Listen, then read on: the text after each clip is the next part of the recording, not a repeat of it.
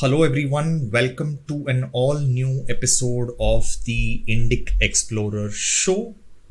Please don't forget to like, comment, share, and subscribe to the channel. Your support means a lot to us. Now, talking about today's show, the Indian military is one of the greatest institutions that has been made in independent India.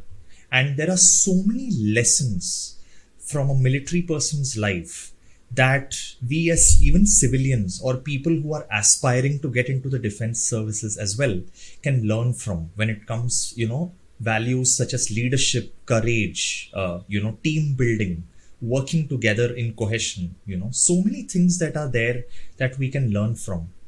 So, to unpack a lot of these things, I have a very special guest with me today, Major General Vikram Dev Dogra. Welcome, sir. Hello. Thank you so much. It's a pleasure to be here. Thank you. Thank you. The pleasure is ours as well.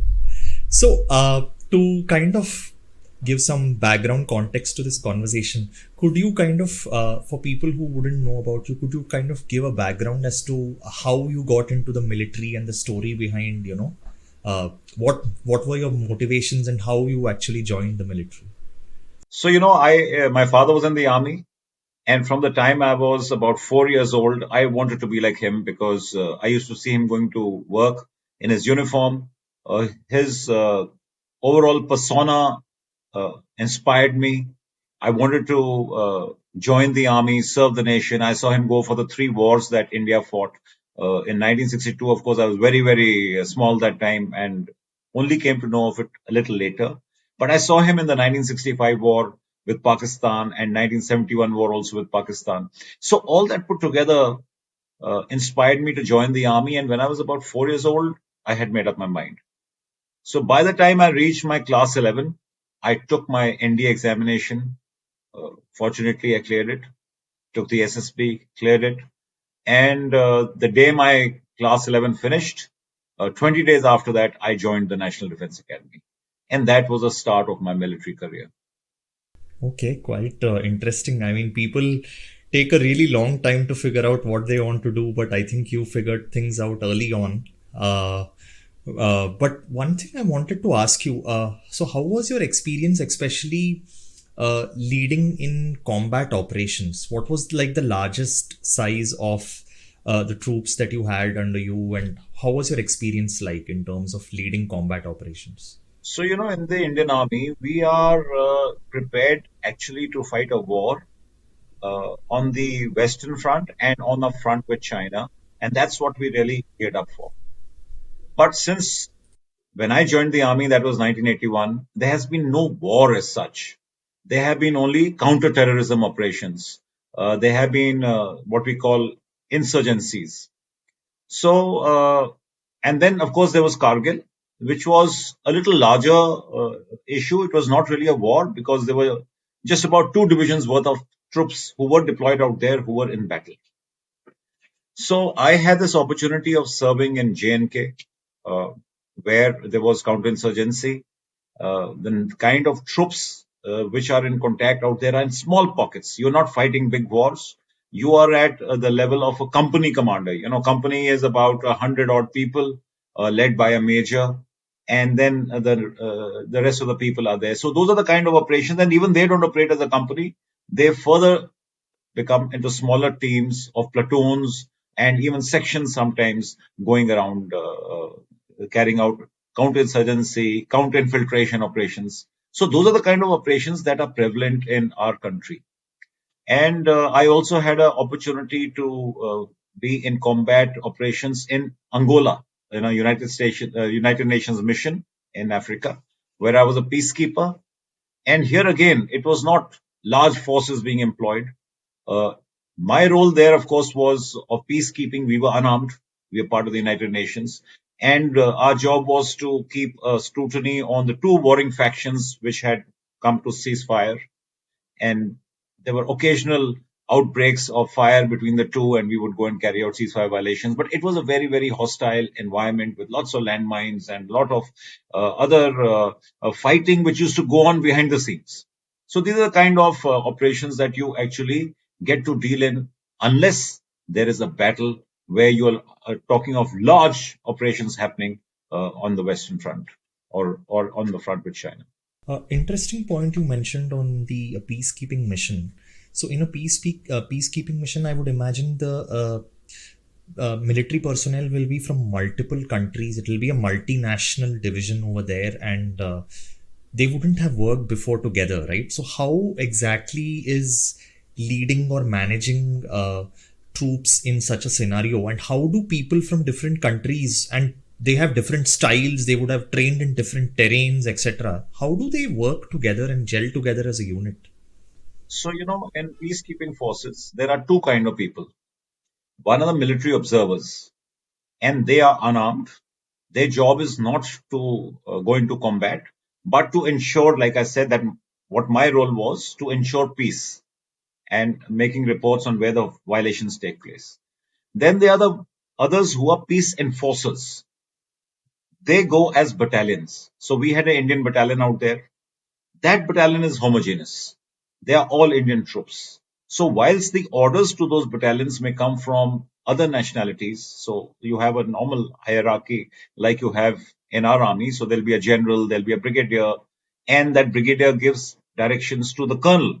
And the colonel is in charge of the battalion. That battalion is homogeneous.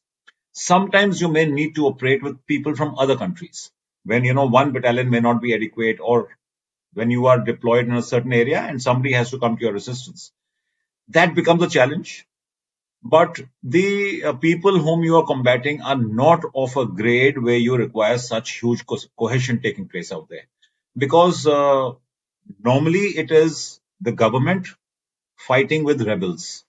That's where these problems of peacekeeping come in. They are like a civil war within a country. So it is managed, but it's not the best of cohesion which we talk of in a army like say if it's our army or any other army which has trained together.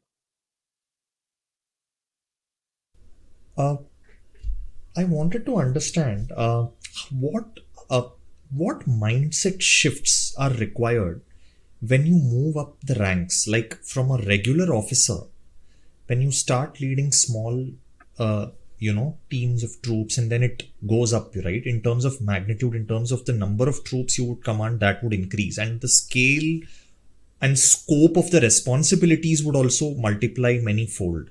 So, how is this in terms of rank versus responsibility? How is this planned out in the Indian military, and what mind shift is needed when you first enter from a frontline officer to a kind of a commanding officer? Well, the shift happens as you grow in service and as your command grows. And when I say command, it's about the number of people or the number of equipment that you are commanding. So let me take you from the beginning. When you join as a lieutenant, now as a lieutenant, we joined as second lieutenants. You are in the armored corps. I'm from the tanks. That's called the armored corps.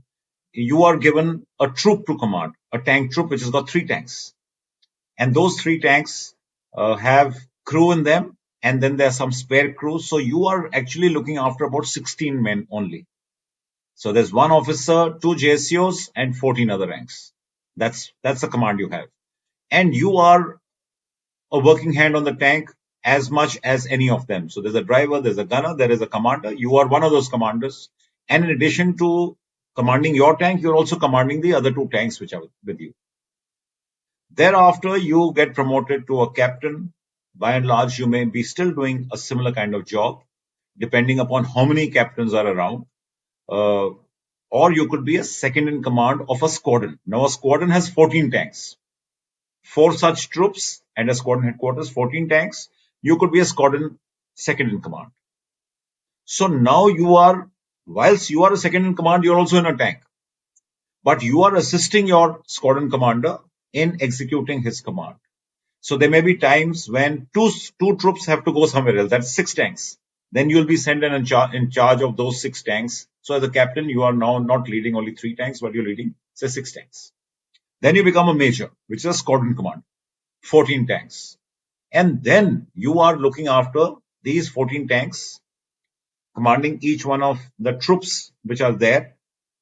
Your orders from your commanding officer coming to you, and you are implementing them in the way that you perceive those orders because you're given a task to perform.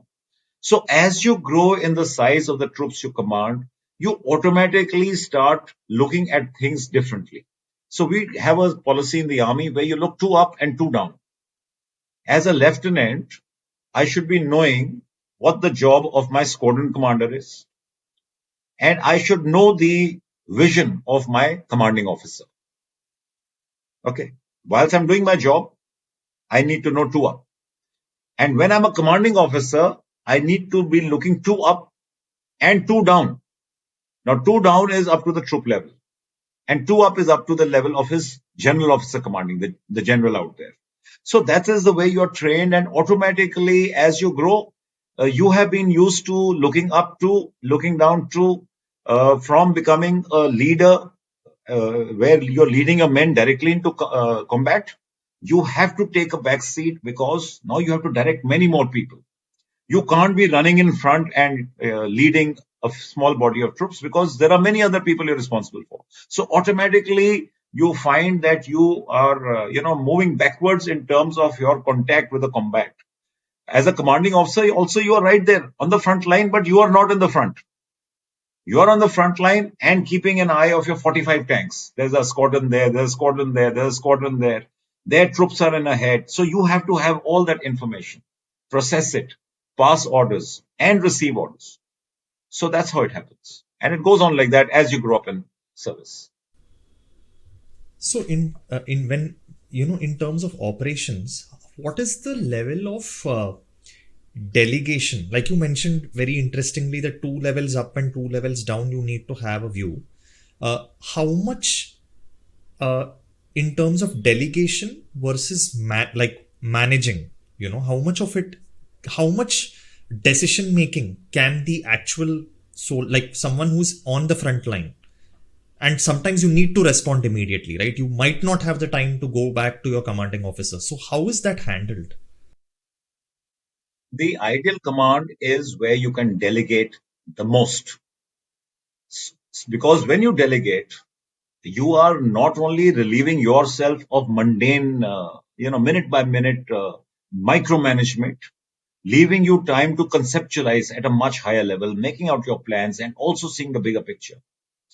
Now, the problem comes is when you don't have adequate training or cohesion in your unit, or you don't have faith in the people who are there in front. That is the time you try and start micromanaging. So you will find, you must have heard of instances where there may be just about 10 troops, 10 soldiers in combat, maybe a lieutenant, but the commanding officer is passing direct orders because the commanding officer feels that that lieutenant is not competent enough to be able to handle the situation. When we were trained in our unit, we were taught that a task will be given to you. You must execute the task to the best of your ability, for which you must be trained. So only if I'm competent will my boss trust me with the task. If I'm not competent, if I prove myself to be, incompetent, then he will not trust me. He will give me a task and then want a feedback with at every stage because there are lives at stake. A lot may be at stake. So this is all very relative, varies from person to person, situation to situation. When the situation is very, very important, you may have even a general sitting there looking at what a small team of operations is carrying out. For example, I'll give you an example. When Osama bin Laden was taken out in Pakistan, you must have seen later on when the videos were released, the highest body of troops in the US was sitting and watching that operation via video to see what was going on. Whilst they may not have been passing instructions, but they certainly wanted to keep in the know of how it was operating. So that's the level of importance of an operation where this delegation may get compromised. But having said that, the aim is you must give a task and not breathe down the neck of the poor guy whom you've tasked. Give him his due. Let him use his ingenuity and whatever his plans are. And if he's going wrong, then you must intervene and correct him. Therefore, let him perform, but keep keep knowledge and information about what he's doing, what's happening, what is the progress. So it's a lot of to do with information warfare. As a commanding officer, I must be getting regular information via satellite, via communications on the ground, via drones, whatever means by radars, to know what is happening in the battle, so that anything going wrong, I can correct and I can see the progress of it. I also need to be sending in reserves. Somebody's got stuck, with progress. Now he needs reinforcements. Either he asks for them, or if I can see what's happening, I can move them even without that request coming. So those are the kind of stuff that goes on. Interesting. How is camaraderie built both during wartime or conflict, yeah, counter, like during operation time as well as during peace time? Like, how is camaraderie built? And there are these Jat regiments, Maratha regiments, Dogra regiment as well. Uh, what is the significance of these regiments in terms of uh, is there a unique subculture around it? Is how do these operate? So you asked two questions. One is about camaraderie, and one is about the class composition of our units. Let's Correct. talk first about camaraderie. Now, camaraderie is built by what, like in the corporate, we talk of team building, cohesiveness. You have people whom you want to come together to be able to respond collectively in a uniform manner. Say, I tell them to turn right, it shouldn't be some turn right, some turn left. So, secondly, if somebody's life is at stake, somebody else is there to assist him. How do you achieve this? How do you achieve that bonhomie, that camaraderie, the spirit de corps, that wants to be able to operate together is by training. And that training starts from the time you join the academy. Like when I joined the National Defense Academy, we were about 20 cadets in a squadron, and there were different squadrons. So the entire course, my course was about 250 people, divided, you can say, by 20 or 22 each. And so we went to different squadrons. There were 12 squadrons. Now, in that squadron, when you are in a course together, if one guy makes a mistake, everybody's punished. So, from day one, it is instilled in you that there are no individual gladiators. You have to work as a team. If you make a mistake, others will suffer. Because that's what life in the army is about. One guy makes a mistake, you can lose, everybody else can lose their lives. So that is our first lesson to, one for all and all for one, that kind of thing. Thereafter, when you do difficult things together, tough things together, or you face hardships together, then bonhomie comes. That, band of brothers kind of feeling develops because you are roughing it out together. Thereafter, the training that you put through. So, in your training, you understand that your life depends on somebody else, and that person's life may depend on yours, and so on and so forth. Like I said, in a tank, there are three people. If the driver is incompetent, he can result in the entire tank getting blown up. Similarly, by the gunner so there is crew integration. You have to work as a cohesive team. So throughout our training, this emphasis is there, and that is how you finally end up into a cohesive team, and the spirit de corps is established. Now, this is also reinforced by some other techniques. For example, by the flag of your unit, by the name of your unit, by religion. So, squadrons, say you have a Jat squadron, they all go and worship together. So that again brings that bonhomie, that we are a band of brothers.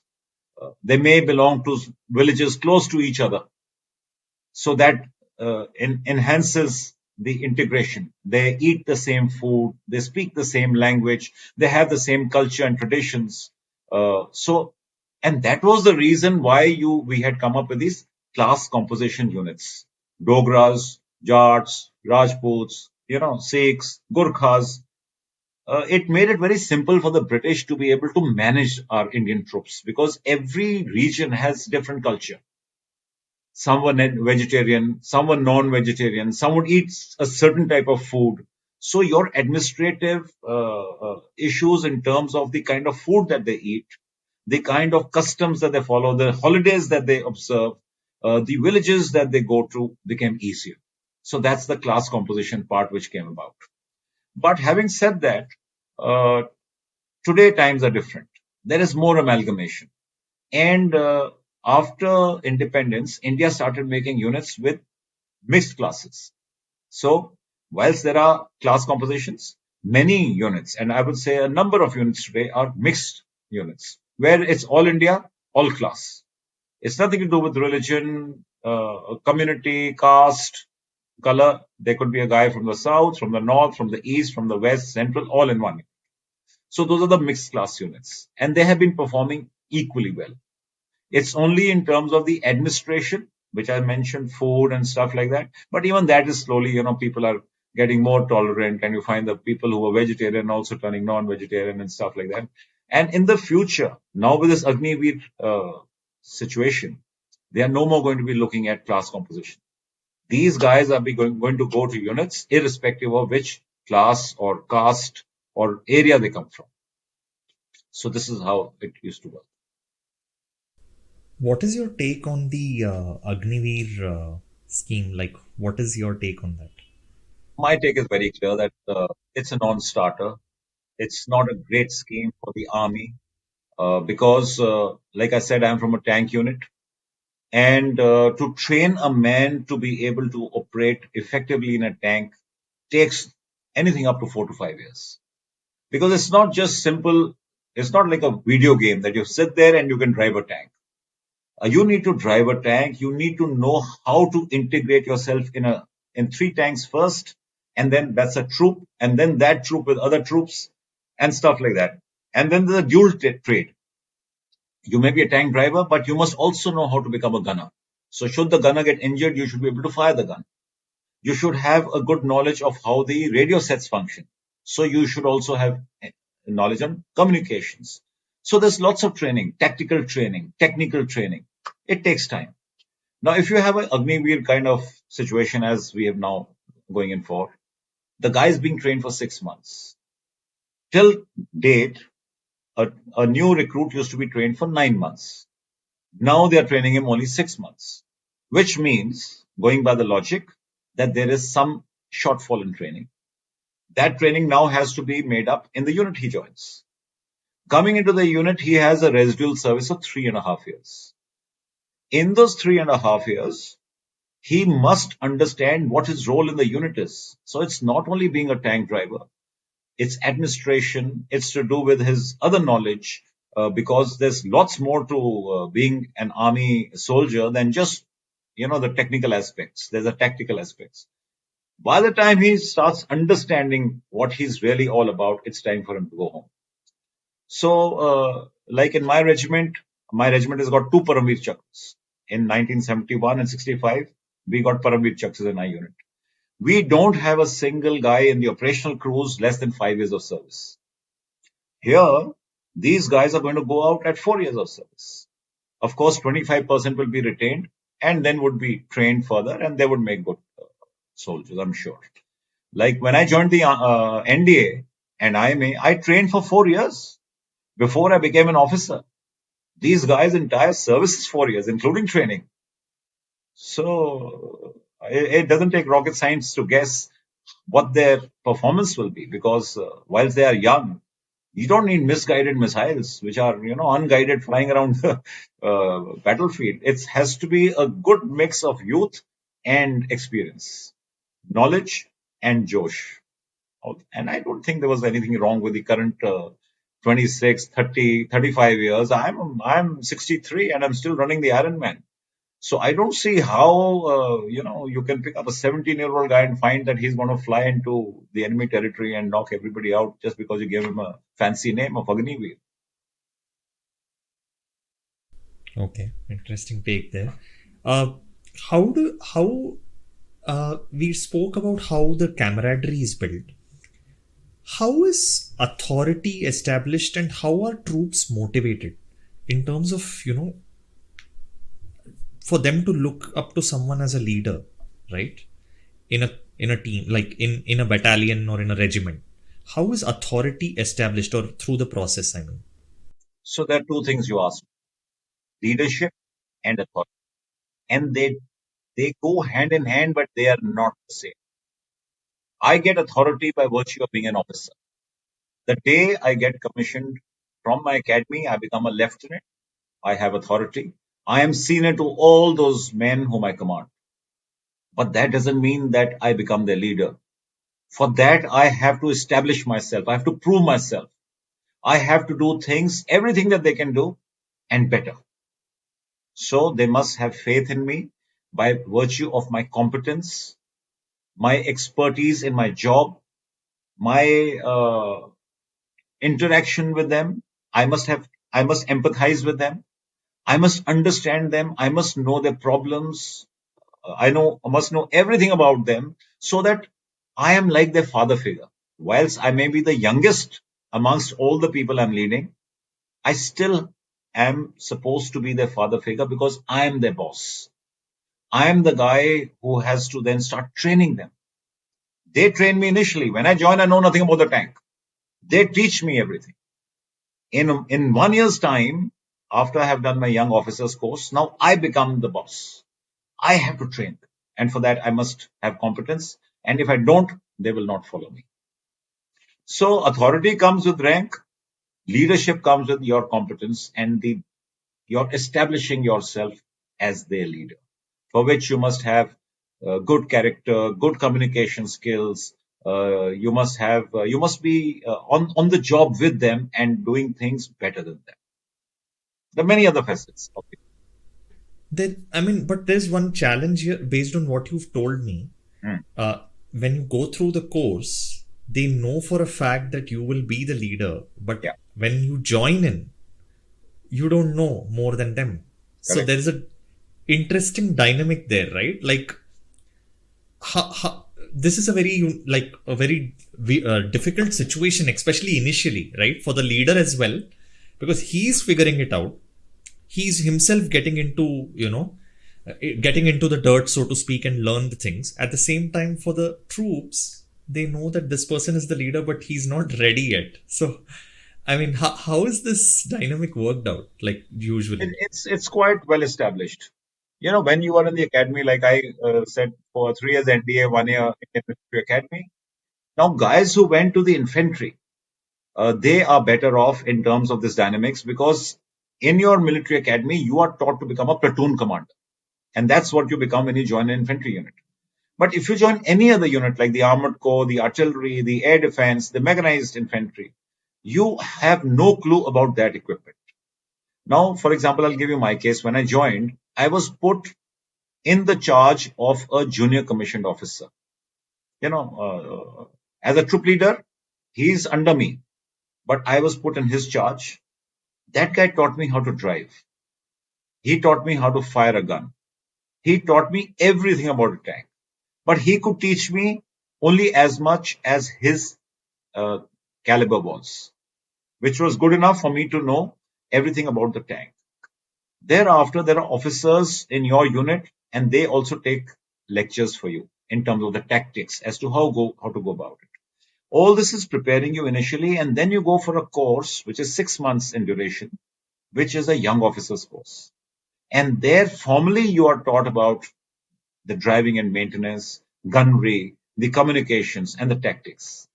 It's only post that course when you come back to the unit that now you are entrusted with 3 tanks and you become a troop leader. So in my unit, till you were 2 years of service, you were called Mr.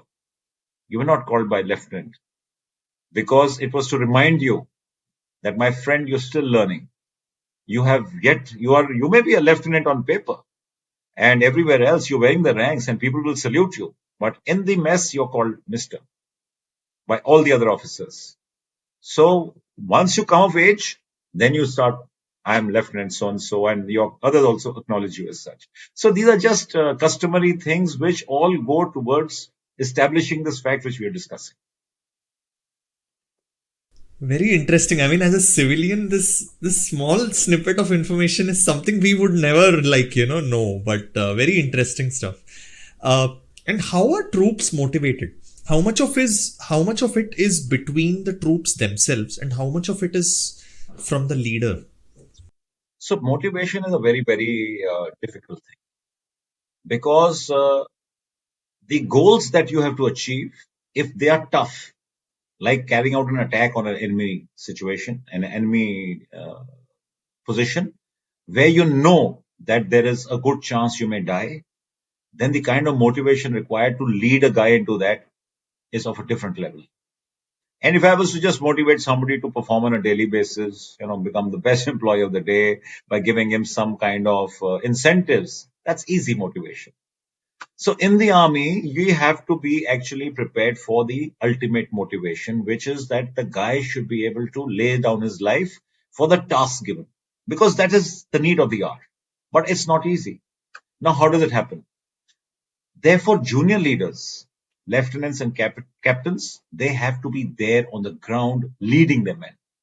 So in the armored corps, you're not a commander till you become a major. As a lieutenant, I'm a troop leader.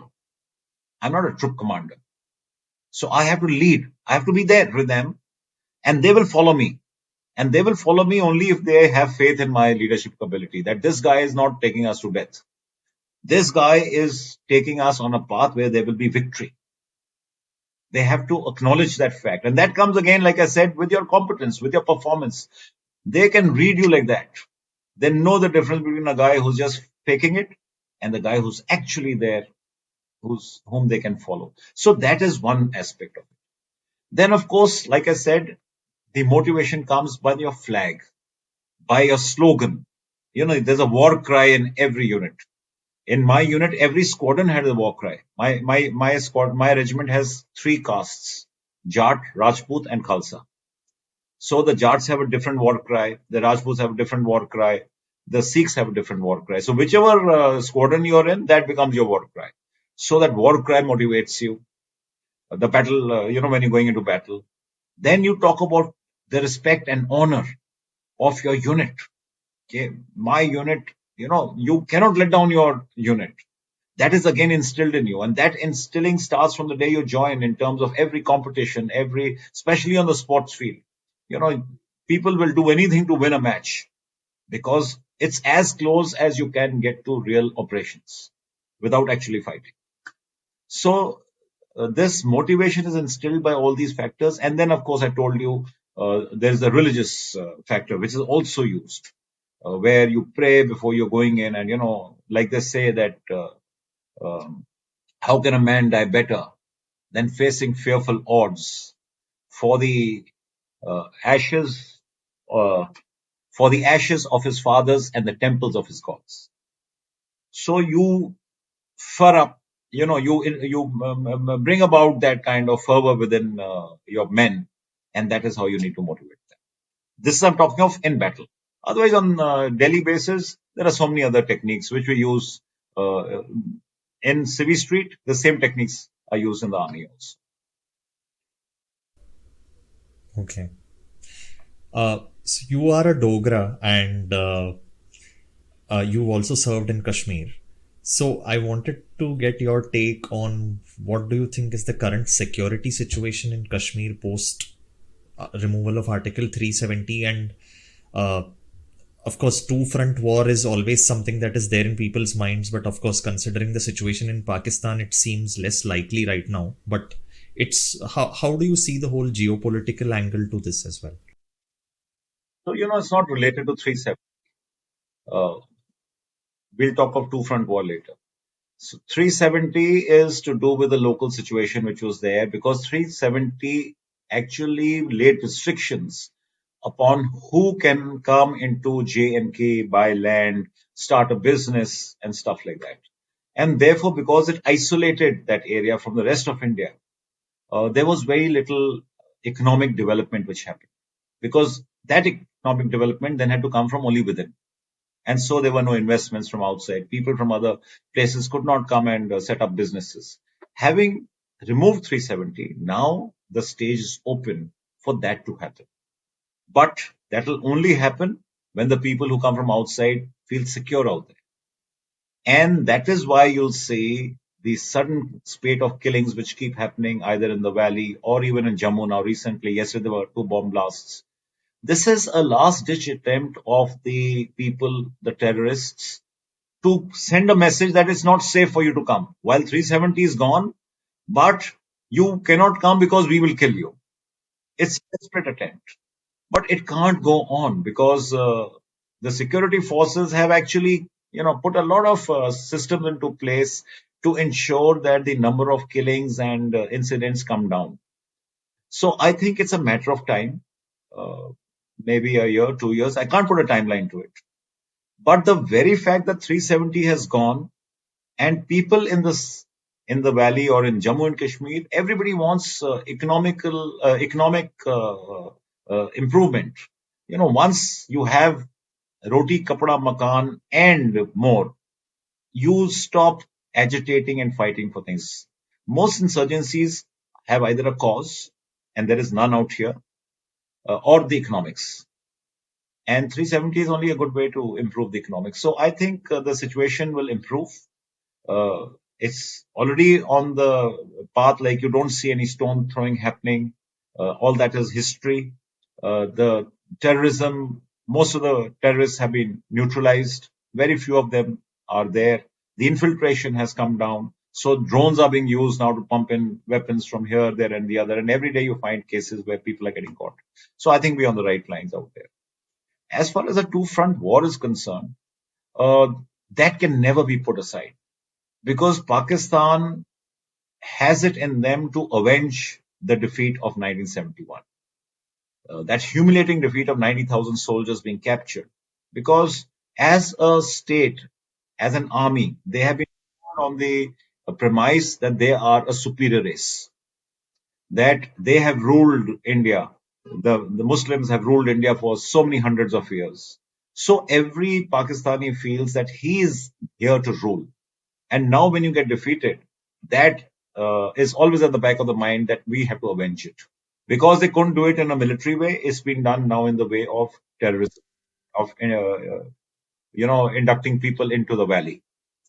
So a two-front war is always likely because if you have China on one side and you have Pakistan on the other side, should we get into a conflict with China, Pakistan might use that as an opportunity to also take advantage of the situation, considering that India's focus is now on a different front.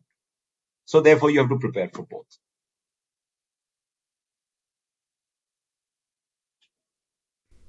You mentioned about drones, and in the light of the recent Azerbaijan Armenia conflict, where drones were used to great effect extensively by Azerbaijan, what future do you see of the Indian Army using drones at a small or a large scale in the near, future? Uh, and in terms of how extensive could that drone usage be? To lighten the burden on the troops as well. So, after Azerbaijan, even in the recent Ukraine Russian war, you must have seen how effectively drones have been used to attack tanks and attack any kind of target for that matter. The Indian Army, in their Army Day of, I think, 2 years back, they had a drone display. They exhibited how a drone attack would take place, and I think they had about 150 odd drones which came in and engaged dummy targets in the way you can in a demonstration. In the last Republic Day, at the end of that, they have something called beating the retreat. There was a drone display at night in Delhi, and just to showcase how drones can actually operate. So there is no doubt in anybody's minds that drones are a very, very potent means, not only for gathering information, but also in inflicting casualties. So you have the armed drone variety, which are being used in the Ukraine and the Russian war.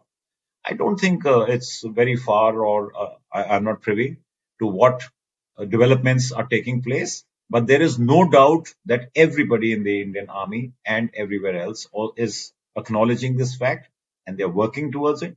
Whether we already have it or not, uh, I can't say. You will get to know the moment it's revealed on one of these Republic Days or some other things. But it is a very, very significant and potent weapon system which has to be introduced. And but when you say whether it has the future of other soldiers, the race between technology and one kind of technology and another kind has been there on from the beginning. So if you remember the First World War, there was trench warfare, where both the sides used to have trenches, and nobody could make progress because the moment you put your head up, you were shot. And then came the tank. So the tank came and overran the trenches. And then came the anti-tank weapons. And so every weapon field on the and every weapon system on the battlefield was targeting only the tank, whether it's the aircrafts, whether it's the infantry soldier, whether it's another tank, because tank became the primary threat. And then tank armor improved.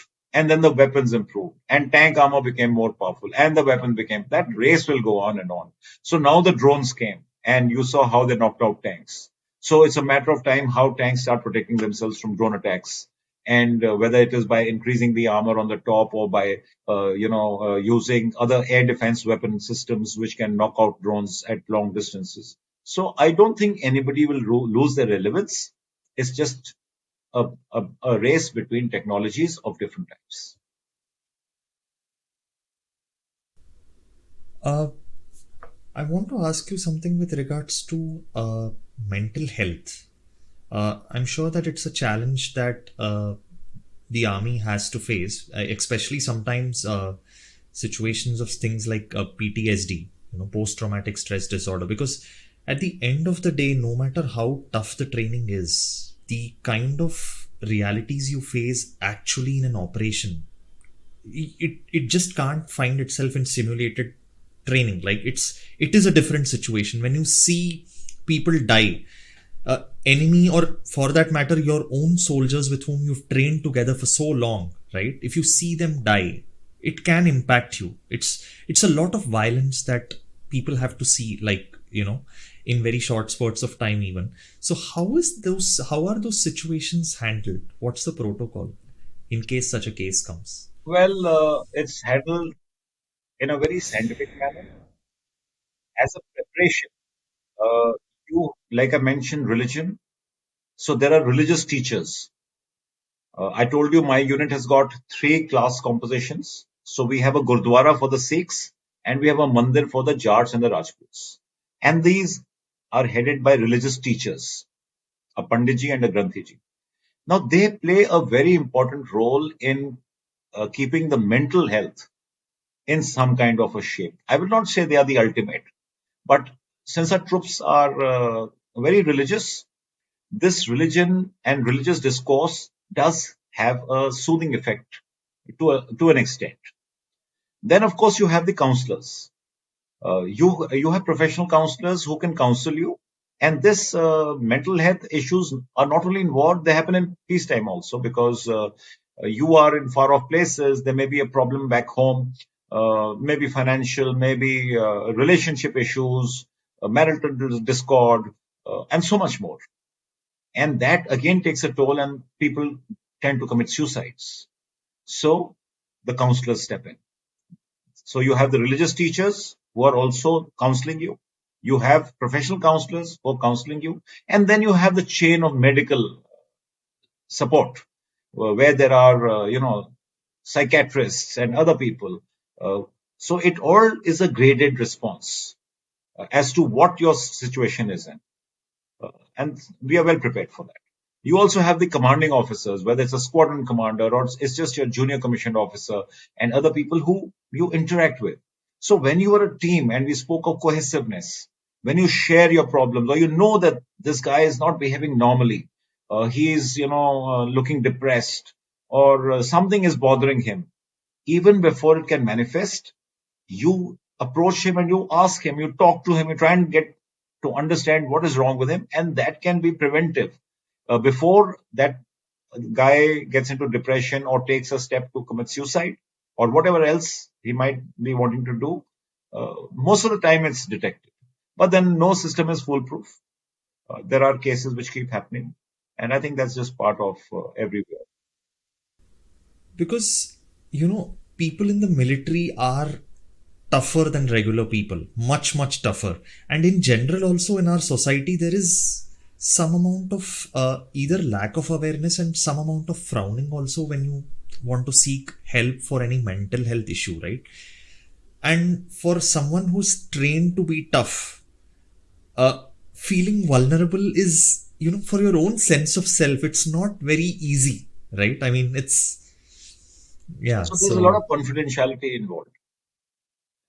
Your approaching any of these people must be maintained confidential as far as possible. Sometimes it doesn't remain like that, or I would say many times it doesn't remain like that because you know how things buzz around.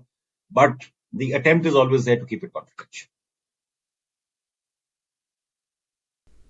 Coming to your participation in the Iron Man, I would like you to just take us through the journey of why and how you decided to participate in this competition. I think this that story has a lot of relevance, especially for youngsters. And how did you decide to do it? What was your thinking and why you wanted to do it? And then, of course, the training part of it as well. Well, when I passed out of the Indian Military Academy, 1981, I passed out right on the top of my course. I was awarded the gold medal for being the first in the order of merit. I got the Sword of Honor for being the best all-round cadet and four other medals. And it was a record. Thereafter, in my career, span of 37 years, I did 8 courses of instruction and I topped 5 of them and I got an alpha grading in all of them. So I was doing very, very well academically. I went on to command my regiment. I had an outstanding command there. Then I commanded an armored brigade on the Western Front. I had a very good command there. I commanded an infantry division, uh, which was part of a corps whose job was to carry out strikes in enemy territory. It was a very successful command. So I was on a, as you can say, on a fast track. And I had in my mind decided that I am just going to be promoted soon to Lieutenant General. Never once did I think it won't happen. I was overconfident. And I use the word overconfidence with a lot of emphasis here. But when the results were declared, due to some petty politics, my name was not there. And that took a big toll on my mental health. I started blaming myself. I started brooding, wondering what happened. Why did this happen? Though I knew why it happened because of the petty politics, but yet I started blaming myself that I was somewhere lacking. Others, it shouldn't have happened. So when brooding commences and you are just looking back, you lose all the joys of your life. And I was feeling ashamed of myself. I would not meet people because I was humiliated. I was wonder, that they must be talking against me, saying this guy used to think he's a big, flying very high, and see he's come crashing onto the ground. Nobody ever told me that, but that's how your mind starts working. And this carried on for about 10 odd months, 11 months in this situation till I realized that I needed to do something to get out of it because I can't go on life like this. Living as a recluse, hiding from people, low self esteem, low confidence. So I understood that I needed to do something to get out of it. And I also decided that if I can do something which I feel is very, very difficult to do, then I would convince myself that I am still the same guy I was when I passed out. I'm still there on the top. Whatever happened didn't happen because of my something that I was lacking. And so I started looking for something big to do. And while I was one day browsing the net, I came onto this event called the IRONMAN. And when I saw this format, I said, wow, this seems impossible to do. And if I can do this, then I will prove to myself that there's nothing wrong with me. And when you see the distances of this Ironman event, it's 3.8 kilometers of swimming in the sea, 180 kilometers of cycling, and 42 kilometers of running, all to be done back to back within 16 to 17 hours. And I thought this is impossible for me to do. And I was going to do it when I was 58. So I said, if I can do this, I'll redeem myself in my eyes. And that's how I decided I'm going to do the Ironman. And I trained and went ahead and attempted it. Uh, so, one very interesting thing that you mentioned is you wanted to prove to yourself. It wasn't about what the world will say. It was more about your inner sense of being, right? Like that was one of the It was nothing motivations. to do with the world. I never even told the army I'm going. It was Oh, it was bothering me that suddenly from somebody thinking that I'm right on the top, I've come crashing down. From somebody who was inspiring people, I became a failure, a reject. That was bothering me. So I was doing it for myself. so I want to ask you because this is something that people will face no matter in corporate life, in regular life as well. How does one deal with petty politics? How does one handle it, remain professional, still keep your head above the water?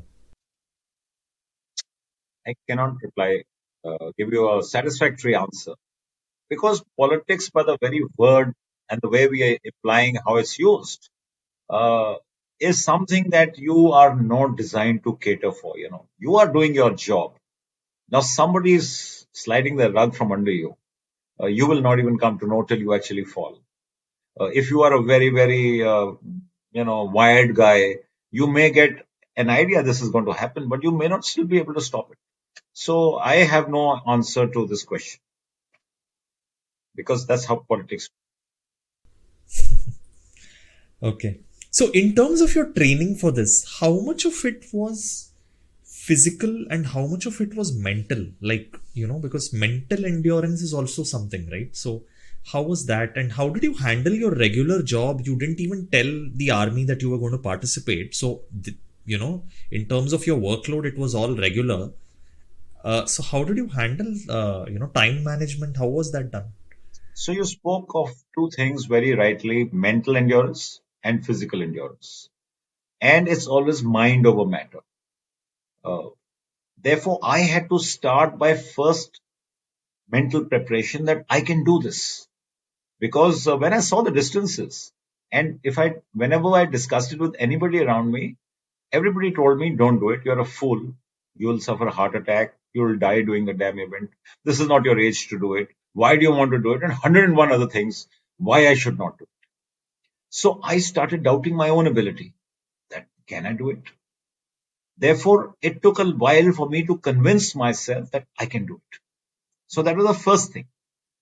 Then came the physical challenge of starting to train. But as far as mental endurance is concerned, I think I have good mental endurance because from the time you join the academy, you are put through very, very difficult situations, difficult times, difficult conditions, and you get accustomed to uh, accepting that, tolerating that. And uh, mental endurance is all about acceptance and tolerance. If I accept my situation, that okay, today I'm going to sleep on the floor, then you'll sleep. But if I keep fighting with me, with myself in my mind, no, I can't sleep on the floor. How the hell can I sleep on the floor? Now I am not accepting my situation. And therefore the turmoil remains in the mind and you will never be able to sleep that night. So mental endurance comes with acceptance and tolerance. And we have good tolerance in the forge. So that part was a plus for me. But the physical training had to be done. Otherwise, your body will start writing checks. Your mind will start signing checks which your body can't cash. So I'm going to do 42 kilometers. I probably have a heart attack at 20 kilometers because I've not trained. So the training is real on ground. You have to train, and that had to happen. And like you asked about time management, I had to find out of the box solutions. I used to be away for 10 hours of the day. I was the Director General of Resettlement at Delhi. And there was no way I could leave my office and go for a run or something, or start cycling in the daytime. So I would come back around 6 o'clock, change, and then run in the evening from 7 to 10 at night. I would do that thrice a week and swim twice a week because this 2-3 hours of time in the evening was adequate for me to train for these two events. Cycling takes a much longer time. So I would do that on the weekend, and I would do that on a Saturday night because by night the traffic is much less because you have to cycle on the road. The heat, I'm in Delhi, the heat in summers touching 42, 43 by day. The sun is so strong, there's dehydration. So at night, all this is slightly less. The pollution is also less. So I would cycle at night from 2 a.m. at night to 9 a.m. on a Sunday morning. Cycle though, it takes about 7 hours to do 180 kilometers. And then I would come back on a Sunday and try and relax and, be ready then for my Monday the next week. We had a 5-day week at work. So that's how I used to juggle my time. It worked well because, of course, I had a big challenge of not, falling asleep on my desk in office. But I had a busy job, so maybe that kept me awake. And also, you have to do things as per your dignity. There's no way I could be caught sleeping at work. I was a boss out there. And I find somebody comes and, peeps in there, the boss is sleeping. So probably all that I could manage. I managed to combine the two. And that's how I manage my time. So, million dollar question, especially for youngsters. How does one find one's true self and their purpose in life? How does one do that? Yeah. Now this is a very difficult question, but I have done a lot of work on this and I'll try and answer it. The most difficult thing for anybody to do is to find out what is their calling in life. We normally, as we grow, we start getting influenced by our surroundings. So I was from a military family. I went and joined the army. I got influenced by my surroundings. If I had been born somewhere else, I may not have joined the army. But uh, for me, it worked. For somebody else, it may not have worked in the sense that that is not what you may have actually wanted to do, but just got influenced doing it. Now we get influenced by peer pressure, by our parents' desires or the aspirations. Mera ladka doctor banega. Now the guy doesn't want to become a doctor, but he's under pressure from the family. So he gets into the medical field. He may be very bright. He may do exceptionally well as a doctor, but he will never be truly happy and satisfied because somewhere within him, he wants to do something else, which has not come to the forefront. And therefore, whilst you're successful, you're rich, famous, that little bit of hollowness remains. How can you find out what you really want to do? In my opinion, firstly, you must look for people that inspire you. Who inspires you? And why do they inspire you? So you get a direction then. If I'm, for example, inspired by Dr. Abdul Kalam, why am I inspired by him? For his knowledge, for the fact that he was a scientist, that he was a very humble man, and 100 other things. I list them out, and that gives me a direction that I want to be like him. Then you see how you can be like him. Okay. And you also have to take into account what is your passion in life. Now, that passion, if it aligns with your inspiration, and in most cases it should, because that's why that plan is inspiring you. In some cases, it may not. But I think most of the cases, the majority of the cases, it should align. Then you know the direction, and now you have to start finding out how to get there. How do I become like Dr. Abdul Kalam? I must start emulating him. I must study his life and see how to become a good scientist, how to become humble like him. Whatever about him inspires me, I should start working towards that. And that probably, if you can do and achieve, will give you a lot of satisfaction. And anything that you do with passion, I think you will rise to the highest positions when you work in a field that you are really passionate about. So I feel that's the way for youngsters to go about. Rather than looking for occupations only because they pay well, or it's the fashionable thing to do, or there is pressure from your parents or from your peers or whatever else. Great. With that, we come to the end of this very fascinating conversation, General Sir. It's been a great chat to pick your brains on the military, to understand your take on fitness. I found this conversation very insightful. I hope you did as well. Yeah, I must confess, I have done a lot of lives on Zoom and so many other platforms. But your questions were very different and were very, very, they probed me. And I had to actually think before I answered them. All the others which I've answered all these years have been very run of the mill. So I'm very, very happy with this interaction we had. It was very different, and I liked it. I enjoyed it. Thank you so much, General Sir. I mean, it means a lot coming from you. So, with that, we come to the end of this conversation, guys. Please don't forget to like, comment, share, and subscribe to the channel. Until next time, we'll see you around. Signing off. See you all. Bye.